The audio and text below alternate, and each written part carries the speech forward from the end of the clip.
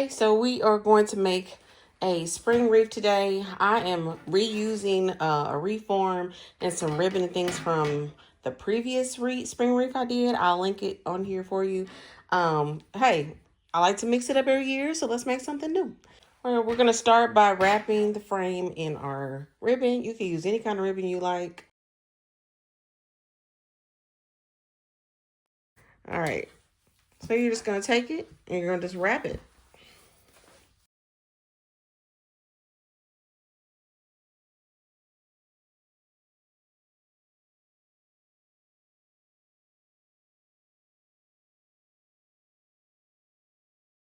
Now it's time to add the flowers. I am not going to go all the way around.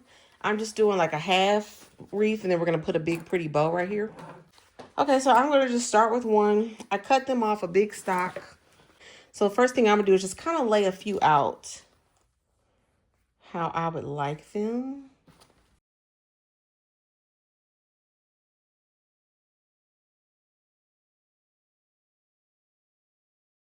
So then you're going to get your wire out or twisty ties or chenille twist or pipe cleaners, whatever you call it. You'll get it out. You can cut those with wire cutters or just some scissors. And when I get a little grouping, then I'm going to come around and just secure them. And then you're just going to keep going. I do not want to hot glue it to this. I ruined the ribbon last time, the burlap, because it was full of hot glue. So I don't want to hot glue these down. And the flowers were also unusable.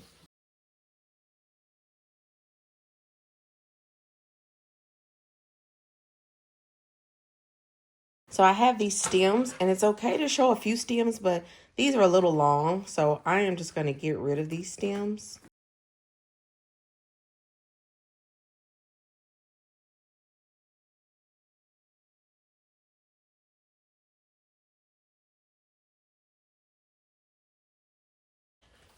All right, I have it laid out how I wanted to lay it out. Now it's time to attach it to this wire. If you don't ever plan on using this again, you can just take your hot glue gun and hot glue it right to that.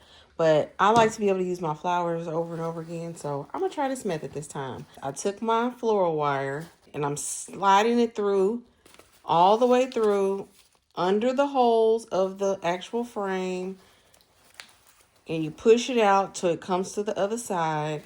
And now, as you can see, the only thing I have holding is, the only thing that's holding this is this wire. And you just make this as tight as you possibly can. And you're going to do that about 3 or 4 times to secure it to the whole thing.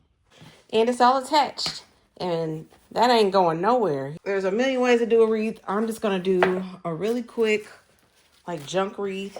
And use some of these. This was the same ribbon that I used on the last one.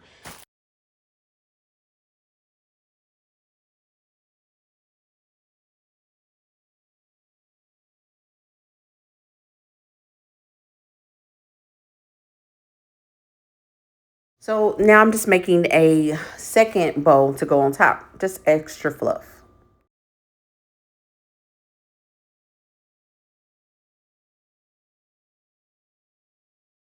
Now you use those wires in the back to attach it to the first bow.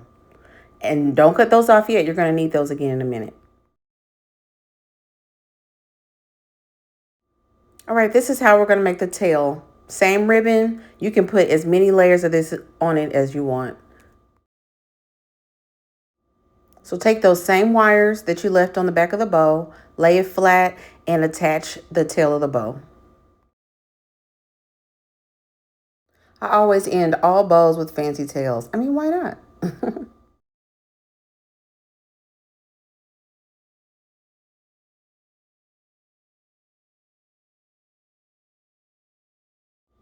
And then to cover up all the wires, I just cut a piece of the pink ribbon, the floral ribbon, hot glued it so that you saw no seams, and wrapped it around the center of the entire bow.